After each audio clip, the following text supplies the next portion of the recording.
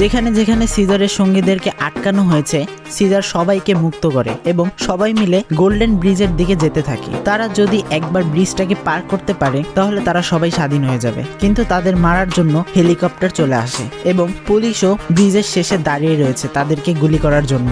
এই মুহূর্তে সিজারের কিছু সঙ্গীরা একদম ব্রিজের উপর দিয়ে এগোতে থাকে আর কিছু সঙ্গীরা ব্রিজের নিচ দিয়ে এগোতে থাকে, আর সিজার ও কিছু শিম্পাঞ্জিরা সামনে দিয়ে যেতে থাকে। তারা একটি বাসকে টেনে সামনের দিকে নিয়ে যায় আর হঠাৎ করে চারপাশ থেকে সব শিম্পাঞ্জিরা সেই পুলিশদের উপর আক্রমণ করে বসে।